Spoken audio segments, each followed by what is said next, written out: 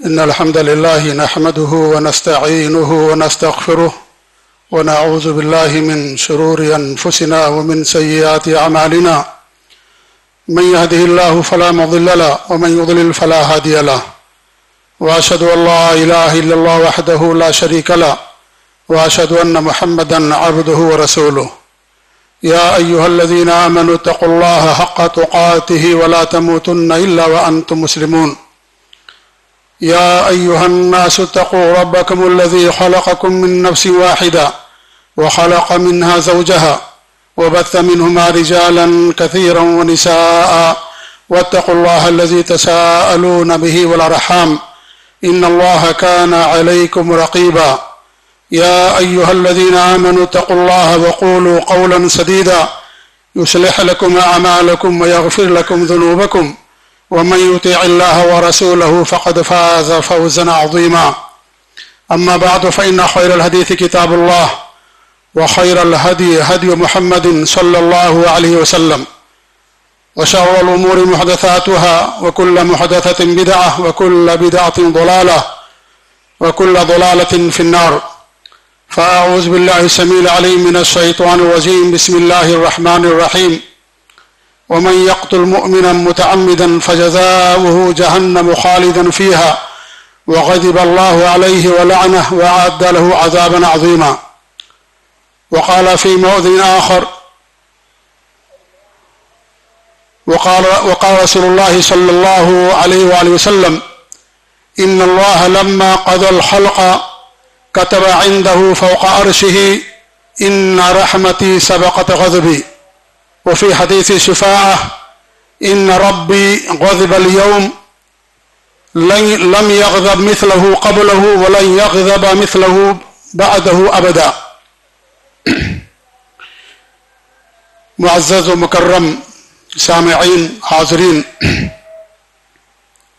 آج کے خطبے میں انشاءاللہ العزیز ایک ایسی بری خصلت کا تذکرہ ہم آپ کے سامنے کرنا چاہتے ہیں جس نے معاشرے کے اندر بہت ساری بربادیاں پیدا کر رکھی ہیں.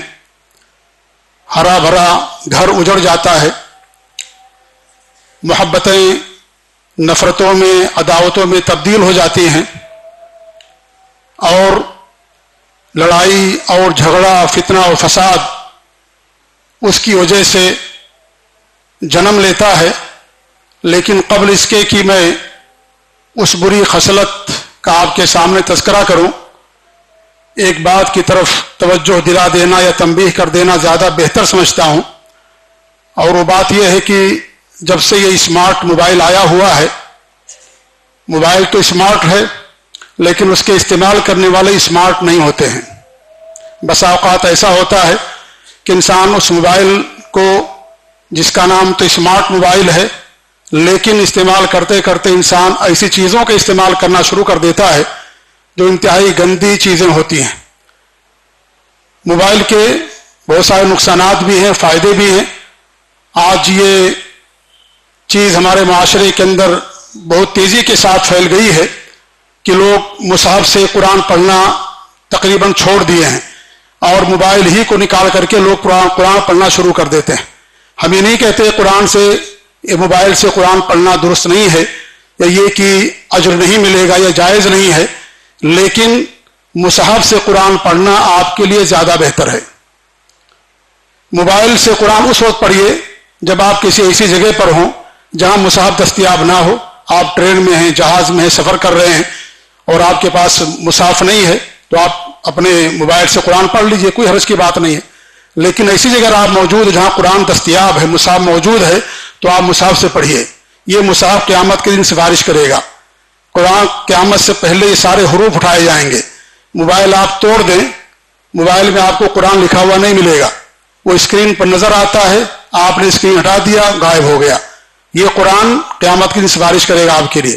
اجر آپ کے لیے کمی نہیں ہے، لیکن زیادہ افضل اور بہتر یہ ہے کہ آپ مسجد میں ہیں، ایسی جگہ ہیں، قرآن موجود ہے تو اس سے آپ قرآن پڑھیں. یہ زیادہ بہتر اور زیادہ افضل ہے انسان کے لیے. یہ بات تھی جو میں نے مناسب سمجھی، اور جس کی طرف میں نے اشارہ کیا ہے وہ یہ ہے جو ہر انسان کی فطرت ہے، مرد ہو یا عورت، چھوٹا ہو یا بڑا، امیر ہو یا غریب، اور اس طریقے سے بوڑھا ہو یا جوان، یہ سب کی فطرت ہے۔ اور آج کے دور میں پہلے کے مقابلے میں یہ چیز آج زیادہ پائی جاتی ہے، اور وہ کیا ہے؟ غصہ کرنا۔ غصہ کرنا انسان کی فطرت ہے، جانوروں کو بھی غصہ آتا ہے۔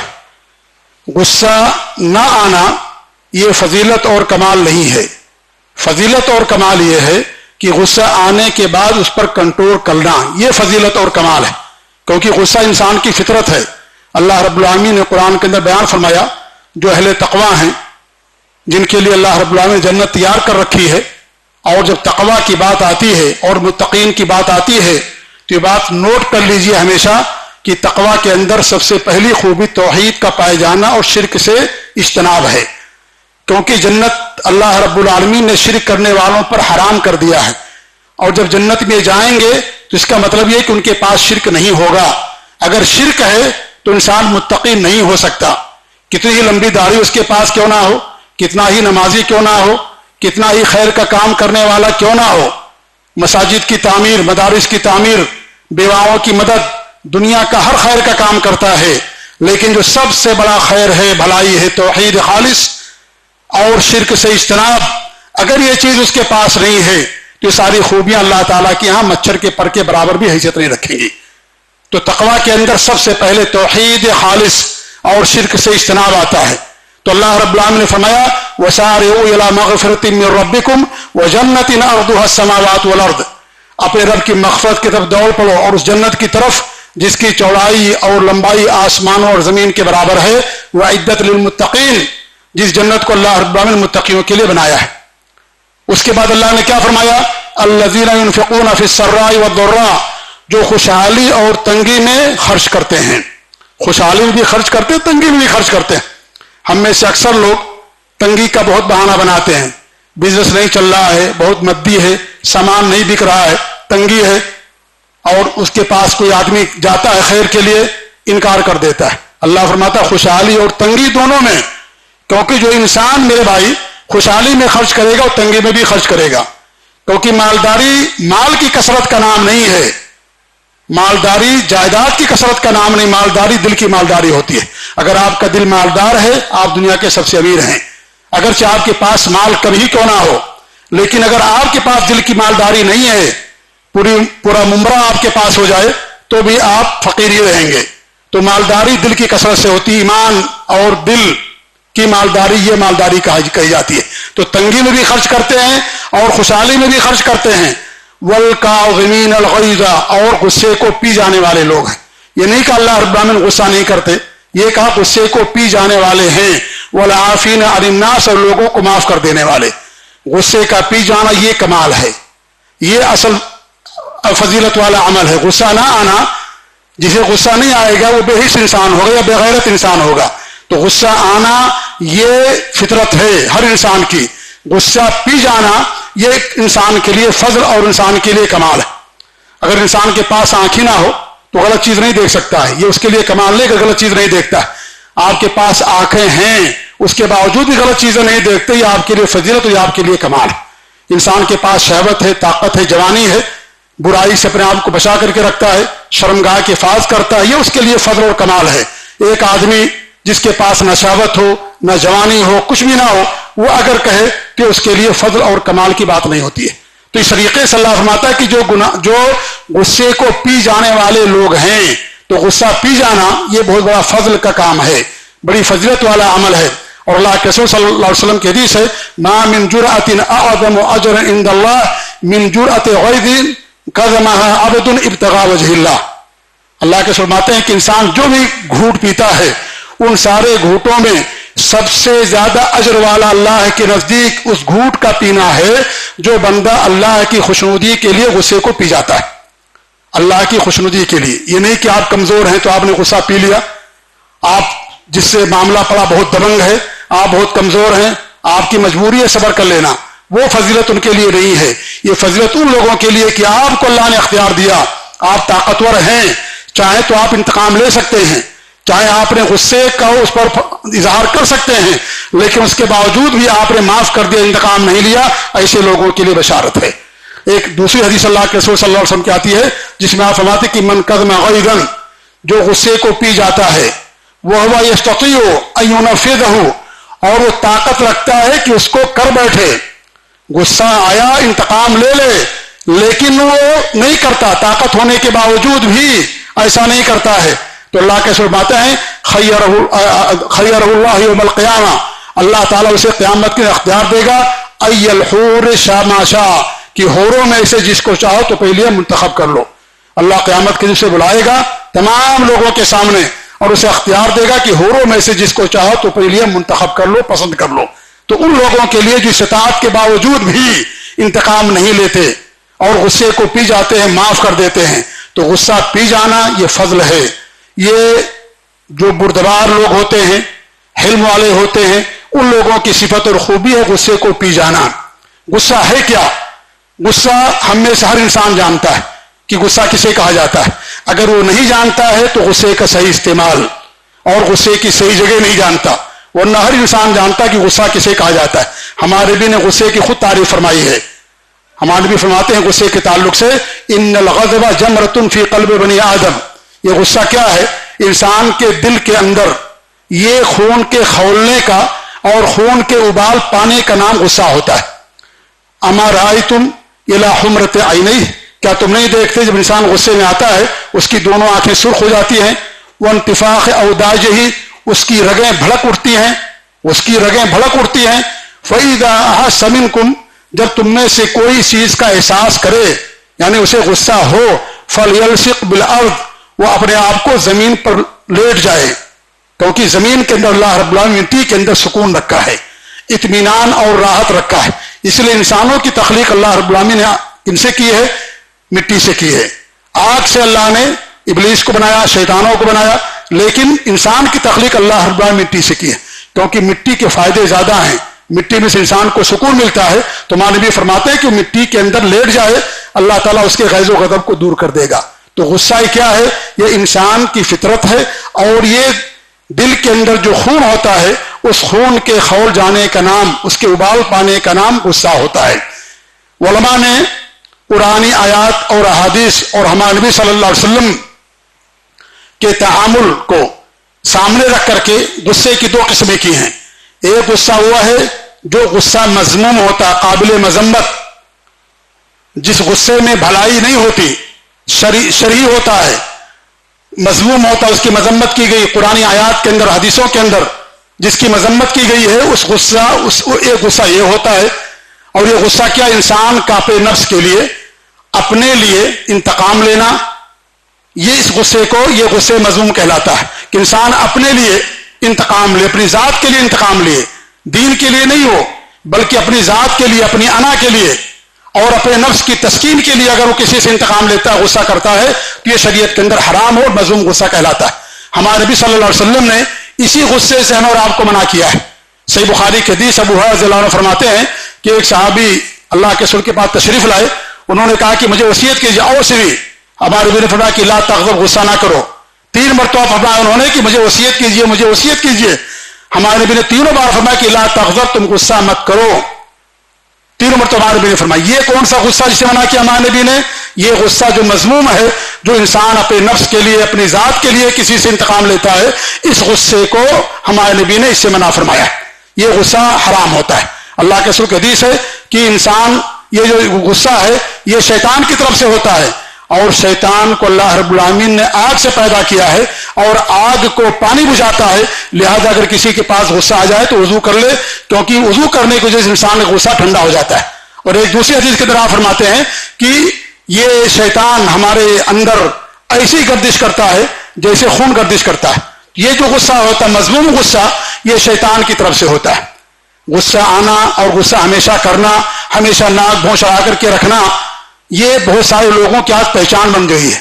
گھر میں داخل ہوتے بچے سہم جاتے ہیں، عورتیں ڈر جاتی ہیں کہ صاحب آگے، چیخنا، چلانا، اونچی اونچی آواز میں بات چیت کرنا، یہ آج بہت سارے لوگوں کی پہچان بن گئی کہ اپنے جو ماتحت کے لوگ ہیں، جن کے ساتھ نرمی کا برتاؤ کرنا چاہیے، جن کے ساتھ پیار اور محبت کے ساتھ انسان کو پیش آنا چاہیے، ہم دوسروں کے ساتھ نرمی کرتے ہیں لیکن اپنوں کے ساتھ نرمی نہیں کرتے۔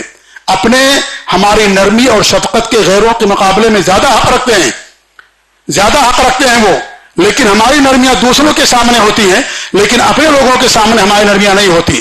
تو یہ بہت سارے لوگوں کی پہچان بن گئی ہے کہ گھر میں داخل ہوں گے تو غصہ کی حالت میں چہرے سمجھ میں آ جائے گا غصہ، کہ ان کے چہرے مسکراہٹ نہیں آئے گی، بچوں سے سختی کے ساتھ بات کریں گے، عورتوں سختی کے ساتھ بات کریں گے، اور لوگوں کے ساتھ سختی سے بات کریں گے. اللہ کے رسول صلی اللہ علیہ وسلم کی حدیث ہے، ان خیرکم لأہلہ وانا خیرکم لأہلی، تم میں سب سے بہتر انسان وہ ہے جو اپنے اہل و عیال کے لیے بہتر ہو، اپنے گھر والوں کے لیے بہتر ہو.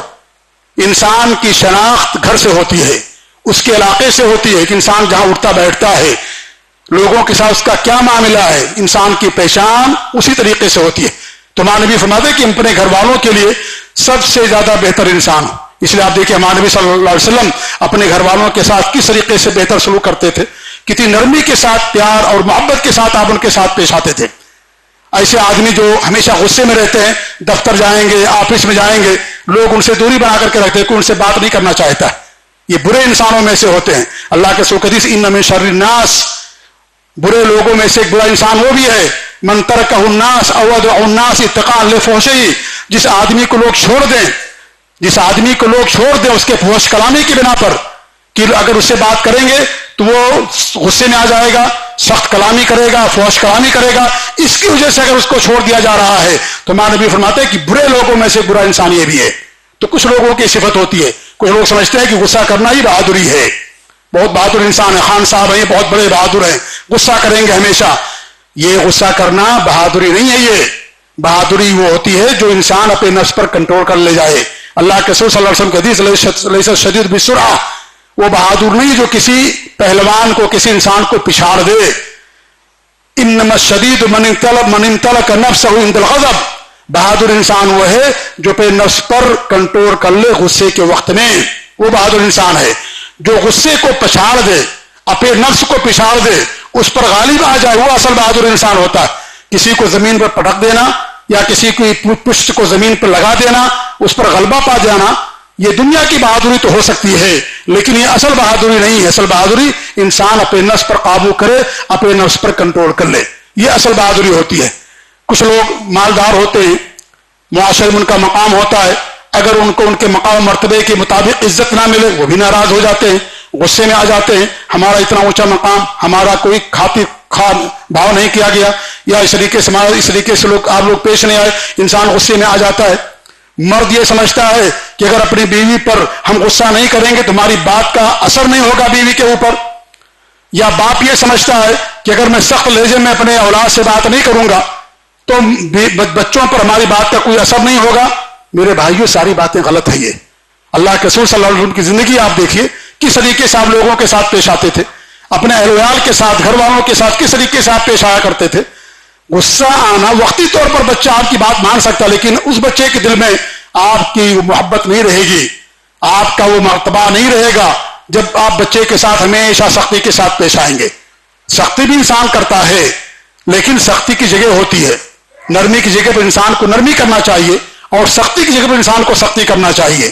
اس لیے یہ جو غصہ آج ہمارے معاشرے کے اندر، جس نے معاشرے کے اندر برے اثرات چھوڑ رکھے ہیں، اور اسی غصے کی بنیاد پر عام طور پر دیکھا گیا ہے، بلکہ اکثر کہ میاں بیوی کے اندر جو طلاق یا خلا کے واقعات ہوتے ہیں اسی غصے کی بنیاد پر ہوتے ہیں.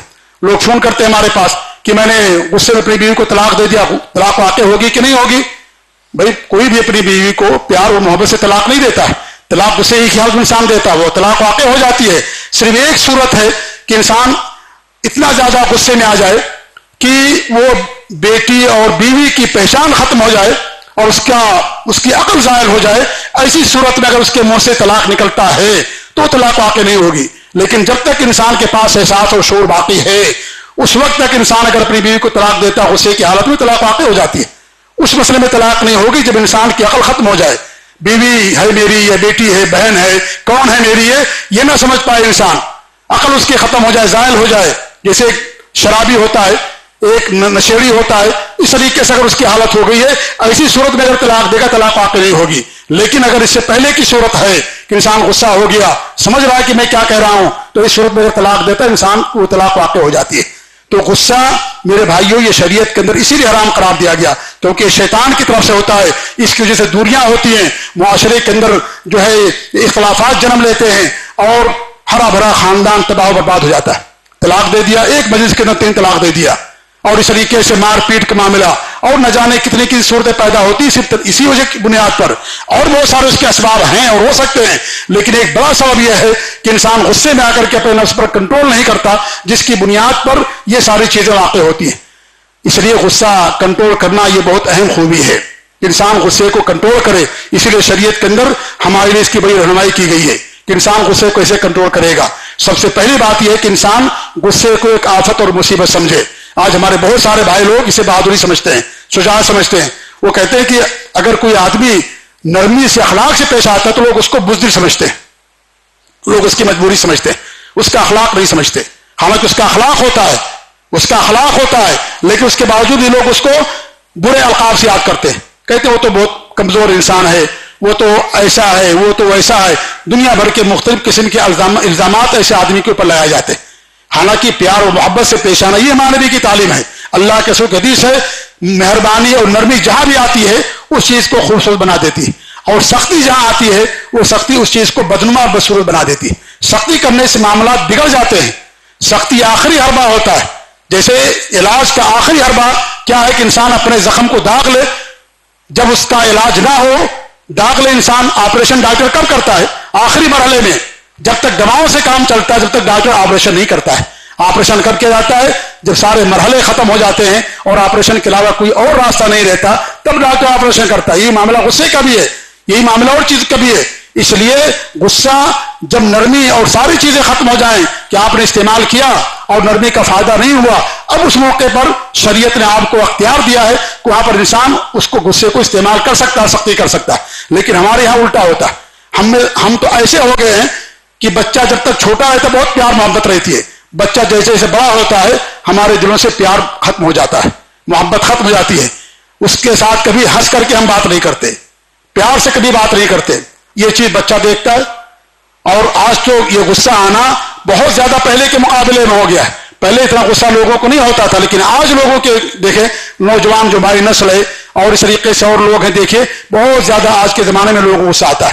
تو یہ غصہ کرنا یہ آخری شکل ہوتی ہے کہ جب انسان تمام راستے کو اپنا لے اور سب کچھ علاج کر لے, فائدہ نہ ہو, تب انسان سختی کرتا ہے. اس لیے شریعت کے اندر سب سے پہلی بات تو یہ کہ انسان یہ سمجھے کہ یہ غصہ کرنا یہ بہت بڑی آفت ہے, بہت بڑی مصیبت ہے, بہت بڑی پریشانی ہے, اور اس طریقے سے اس کے اندر فائدے نہیں ہیں. اگر انسان یہ سمجھے گا تو پھر آپ غصے سے بچانے کی کوشش کرے گا. دوسری چیز یہ ہے کہ انسان اللہ رب العالمین کا ذکر کرے. اللہ کے ذکر سے بھی دلوں کو اطمینان ملتا ہے. اللہ بذکر اللہ تطمئن القلوب, اللہ کا فرمان ہے کہ اللہ کے ذکر سے دلوں کو اطمینان ملتا ہے. اور غصہ بے اطمینانی کا نام ہے. اطمینان, سکون اور راحت. اللہ کا ذکر کریں گے, قرآن کی تلاوت کریں گے, نماز پڑھیں گے, ایسی صورت میں انسان کے دلوں کو سکون اور اطمینان ملتا ہے. اور جہاں سکون اطمینان آ گیا وہاں سے غصہ بھاگ جاتا ہے, غصہ ختم ہو جاتا ہے. تو ذکر کرنے سے بھی انسان کا غصہ کم ہوتا ہے. تیسری چیز یہ ہے میرے بھائیوں کہ انسان کثرت سے دعا کرے اللہ رب العالمین سے. دعا بہت عظیم طاقت ہے. ہم میں سے اکثر لوگ دعا کو بہت کم سمجھتے ہیں. آپ جو دعائیں کرتے ہیں آپ کیا سمجھتے ہیں کہ ہم نے دعا کی, ہماری کوئی چیز اللہ نے قبول نہیں کی, ہماری دعا قبول نہیں؟ ایسا نہیں ہے. ہو سکتا ہے کہ آپ کی زندگی میں کوئی بڑی پریشانی آنے والی تھی, اللہ نے اس پریشانی سے آپ کو محفوظ رکھا, آپ کو ان کو نہیں معلوم ہے. آپ دعا کرتے اس دعا کے نتیجے میں اللہ نے آپ کی پریشانی کو دور کر دیا. ایکسیڈنٹ ہوا, معمولی زخم آپ کو آیا, بڑا زخم بھی ہو سکتا تھا, موت ہو سکتی تھی, اور پتہ نہیں کیا ہو سکتا تھا, لیکن آپ کی دعا کی وجہ سے اللہ رب العالمین نے اس کو ہلکا بنا دیا, اسے معمولی بنا دیا. تو آپ دعا کو کم نہ سمجھو, دعا کو کم نہ سمجھیے کہ دعا ہم کرتے ہماری دعا قبول نہیں ہوتی ہے. آپ کی دعا قبول ہوتی نہیں ہوتی, اللہ بہتر جاننے والا. یہ جو پریشانیاں نہیں آتی ہیں انسان کی زندگی میں, یہ بھی آپ کی دعاؤں کی قبولیت کا ایک سبب ہے. یہ بھی اس کا ایک طریقہ ہے دعا کی قبولیت کا کہ آنے والے کسی پریشانی کو اللہ رب العالمین آپ کی دعا کی وجہ سے دور کر دے. اسے انسان ہمیشہ دعا کرے تاکہ اللہ تعالیٰ اس کی پریشانی کو دور کر. تیسری بات یا چوتھی بات یہ ہے جب انسان غصہ آئے تو اللہ کے رسول نے فرمایا کہ اعوذ باللہ من الشیطان الرجیم انسان کو پڑھنا چاہیے, کیونکہ شیطان سے غصہ, شیطان کو اللہ نے آگ سے پیدا کیا اور آگ کو پانی بجھاتا ہے اور شیطان سے غصہ ہوتا ہے. لہذا انسان کیا کرے, اعوذ باللہ من الشیطان الرجیم پڑھے تو اس سے بھی انسان کا غصہ ختم ہوتا ہے. جیسا کہ اللہ کے رسول صلی اللہ علیہ وسلم کی حدیث ہے, पांचवी चीज ये है कि मेरे भाई कि इंसान अपनी हालत को बदल ले, अपनी हालत बदल ले। अल्लाह के रसूल कहते हैं, अगर आदमी खड़ा है तो बैठ जाए, अगर बैठा हो तो जमीन पर लेट जाए, उससे भी इंसान गुस्सा खत्म हो जाती है। जगह छोड़ दे इंसान, क्योंकि इंसान जहां जब तक रहता है, आप देखिए इंसान के दिमाग पर वो चीज सवार रहती है। आप लोगों ने देखा होगा हमारे गांव देहात के अंदर टेनी मुर्गा होता था, टेनी कहते थे हम लोग। जब तक वो दोनों सामने रहते थे खूब लड़ते थे, लेकिन आप एक मुर्गे को पकड़ करके दूसरे को रख दीजिए, वो गुस्सा खत्म हो जाता था। इस तरीके जब तक इंसान एक दूसरे के सामने है, उस वक्त तक इंसान गुस्सा आता देख करके, लेकिन अलग हो गया, दूसरी जगह चला गया, गुस्सा इंसान का ठंडा हो जाता है। तो इंसान उस जगह को छोड़ दे और ऐसे इंसान खामोशी अख्तियार करे। और आखिरी शक्ल मेरे भाइयों कि इंसान वजू कर ले।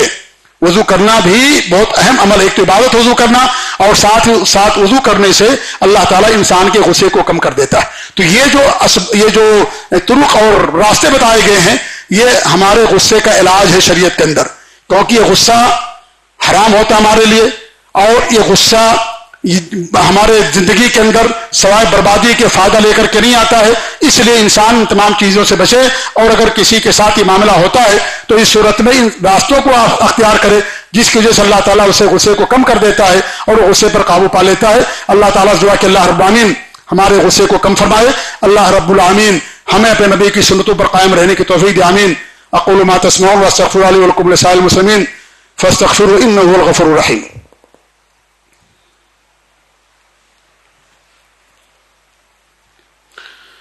अल्हम्दुलिल्लाहि रब्बिल आलमीन वल आक़िबतु लिल मुत्तक़ीन वला उद्वाना इल्ला अलल ज़ालिमीन व अशहदु अल्ला इलाहा इल्लल्लाह वहदहु ला शरीका लहु व अशहदु अन्न मुहम्मदन अब्दुहु व रसूलुहु। बाद पहले खुतबे के अंदर मज़मूम गुस्सा और उसका इलाज मैंने आपके सामने बयान किया। गुस्से की दूसरी किस्म है बेहतरीन गुस्सा, महमूद, जिसकी तारीफ की गई शरीयत के अंदर।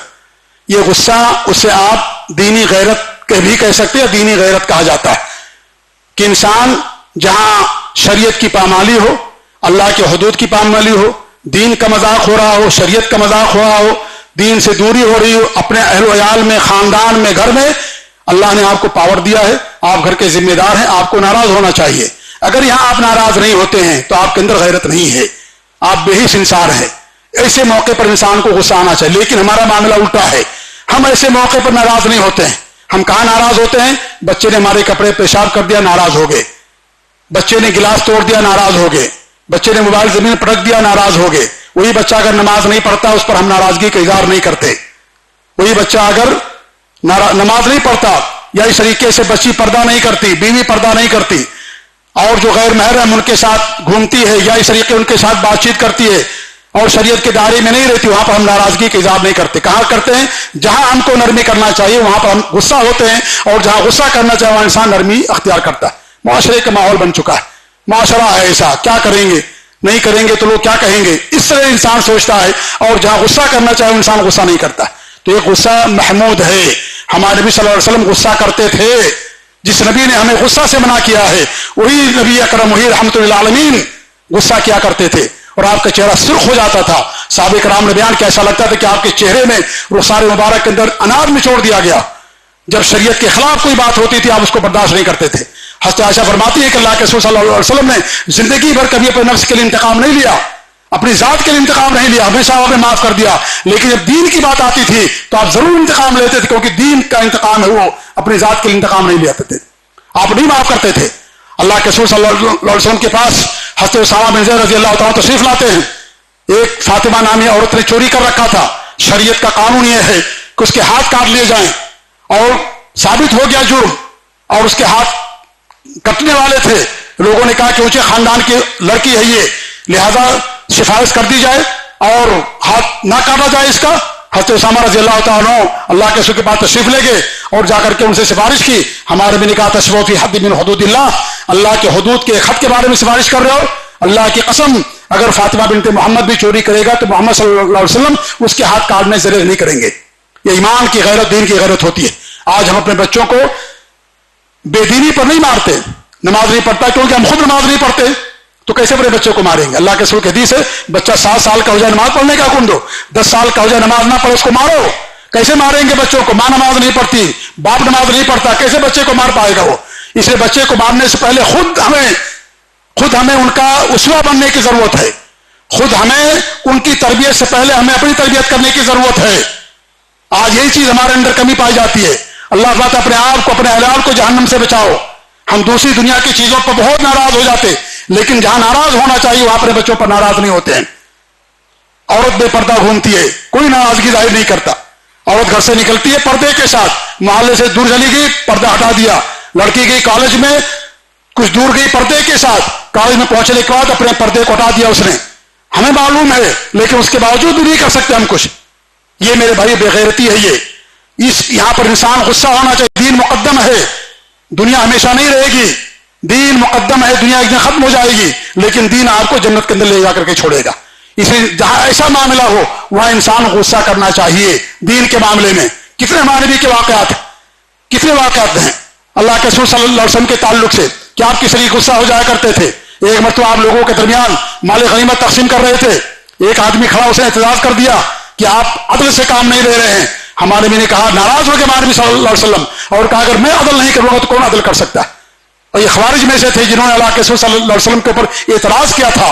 ذوالخویسہ نامی ایک شخص تھا, اس نے اعتراض کیا تو ہمارے نبی نے فرمایا کہ میں عدل نہیں کروں گا, میں اللہ تعالیٰ کا امین ہوں, اللہ رب العالمین میرے پاس آسمان سے وہی بھیجتا ہے. اگر میں عدل و انصاف نہیں کروں گا تو دنیا کی کون سی شخصیت ایسی ہے جو عدل و انصاف کر سکتی. آپ ناراض ہو گئے. ایک مرتبہ عبداللہ بن عمر بن عاص فرماتے ہیں کہ لوگ تقدیر کے بارے میں گفتگو کر رہے تھے, ہمارے نبی کا گزر ہوا وہاں سے, ہمارے نبی صلی اللہ علیہ وسلم ناراض ہو گئے.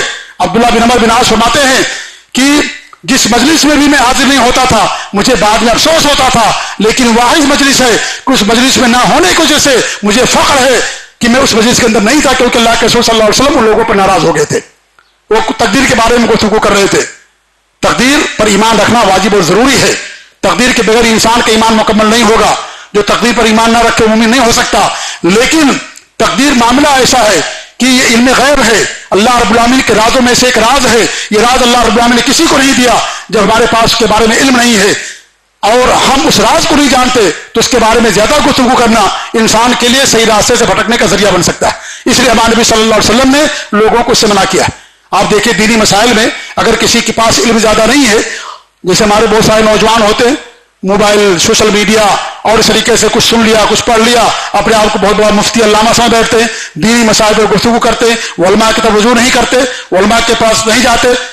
جب گفتگو کرتے ہیں تو ظاہر بات ہے جب ان کے پاس گہرائی نہیں ہوتی, دین کی معرفت نہیں ہوتی, ٹھوس بنیادوں پر ان کے پاس علم نہیں ہوتا, وہ گفتگو کرتے ہیں تو پھسل جاتے ہیں, صحیح راستے سے بھٹک جاتے ہیں. وہی معاملہ یہاں پر بھی ہے.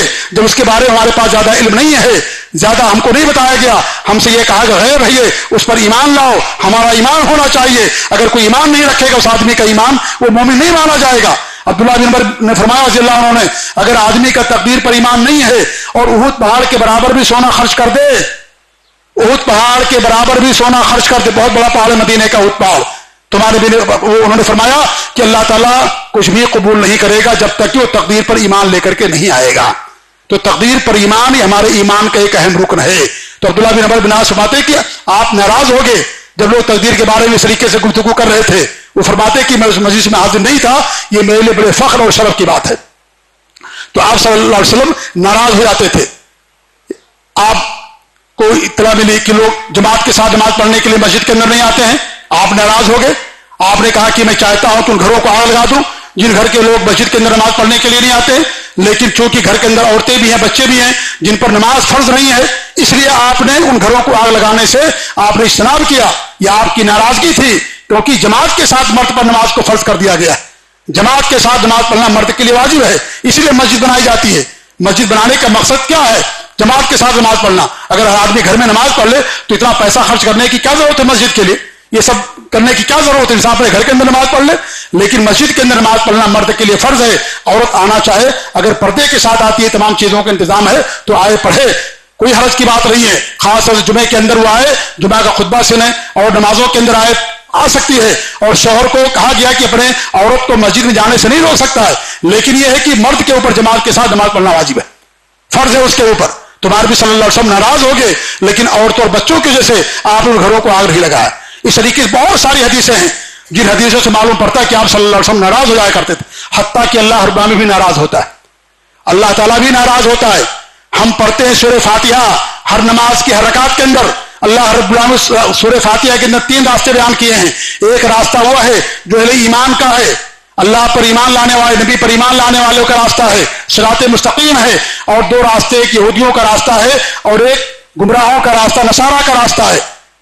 یہ ہم روزانہ اللہ تعالیٰ سے ہر رکعت کے اندر دعا کرتے ہیں، اہدنا الصراط المستقیم صراط الذین انعمت علیہم غیر المغضوب علیہم ولا الضالین آمین. کہ اللہ رب العالمین تو ہمیں صراط مستقیم کی طرف ہدایت دے، وہ صراط مستقیم جس پر تیرا انعام ہوا، وہ لوگ چلنے والے ہیں، اس صراط مستقیم کے اللہ رب العالمین تو ہم کو ہدایت دے دے. اللہ کا کن پر انعام ہوا؟ اللہ کے نیک بندوں پر، موحدین پر، متبعین سنت پر، سلف صالحین پر، اللہ اس کے رسول پر ایمان لانے والوں پر اللہ رب العالمین کا انعام ہوا.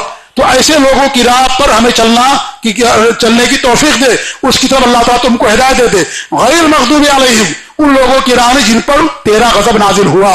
اللہ کا غضب نازل ہوا یہودیوں کے اوپر جن کے پاس علم تھا لیکن عمل نہیں تھا. آج بھی اگر ہمارے پاس علم ہو اور عمل نہ ہو تو اللہ رب العالمین غضب کا ذریعہ اور سبب ہے. ولا الضالین، نہ ان لوگوں کی راہ جو گمراہ ہو گئے، نصارہ جن کے پاس عمل تھا، سادھو پر ان کے پاس آیا، رہبانیت ان کے پاس آئی، ان کے پاس علم کی کمی تھی. جہاں علم کم ہوتا ہے انسان کے پاس بدعات اور خرافات آتی ہے. علم کی کمی کے بنا پر، کتاب و سنت کے علم کی کمی کے بنا پر انسان کی زندگی کے اندر، ایک مسلمان کی زندگی کے اندر بدعات اور خرافات آتی ہے. تو ایسے لوگوں کو اللہ رب العالمین نے گمراہ قرار دیا تو اللہ تعالیٰ غضب کرتا ہے، اللہ غصہ آتا ہے. لیکن اللہ تعالیٰ غصہ اللہ کے شائن شان ہے. نہ ہم اس کی کیفیت بیان کرتے ہیں اور نہ کیفیت بیان کرنا جائز ہے، کیونکہ اس کی کیفیت کا علم اللہ نے کسی کو نہیں دیا. نہ اس کی غلط تعویل کی جائے گی، نہ غلط معنی بیان کیا جائے گا، نہ اس کا انکار کیا جائے گا، کیونکہ اللہ رب العالمین نے خود بیان کیا قرآن مجید کے اندر کہ اللہ رب العالمین غصہ آتا ہے.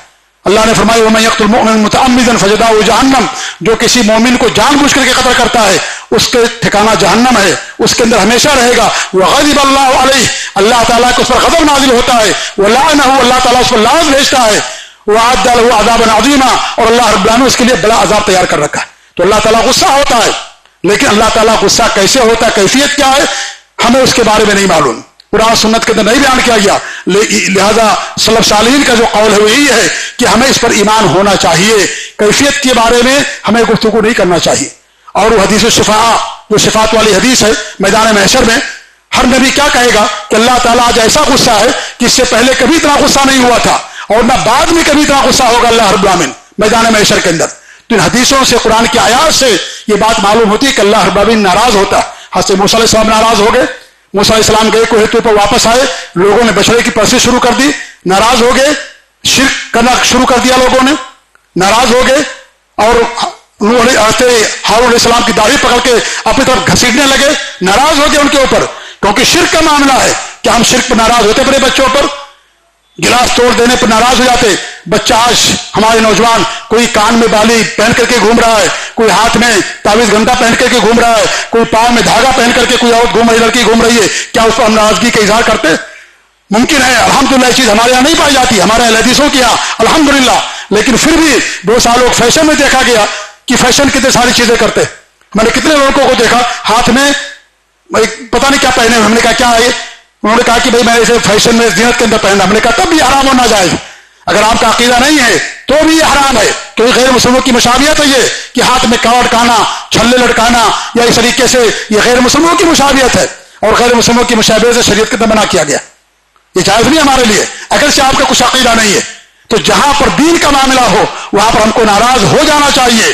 اگر ناراض نہیں ہوتے ہیں تو ایمان غیرت کی کمی ہے، یہ ہمارے اندر دینی غیرت کی کمی ہے، اس وجہ سے اپنے بچوں کے اوپر ناراض نہیں ہوتے. تو ایک غصہ غصے محمود ہے، قابل تعریف غصہ. جہاں پر دین کا معاملہ ہو وہاں انسان غصہ ہو جائے. شرک ہو رہا ہے، بدعت ہو رہی ہے، خرافات ہو رہی ہے، آپ کی بیوی کر رہی ہے، آپ کے بچے کر رہے ہیں، یا اور کوئی کر رہا ہے، ایسی صورت میں انسان کو وہاں پر غصہ ہونا چاہیے. کیونکہ دین ہے میرے بھائیوں، دین کی حفاظت آپ کے جان اور مال کی حفاظت سے مقدم ہے. جان اور مال سے زیادہ اہمیت دین رکھتا ہے. جان مال ایک دن ختم ہو جائے گا، ختم ہو جائے گا، آج نہیں کل ختم ہو جائے گا. ہمیشہ دین مال آپ کے پاس نہیں رہے گا، ہمیشہ جان ہمارے پاس نہیں رہے گی.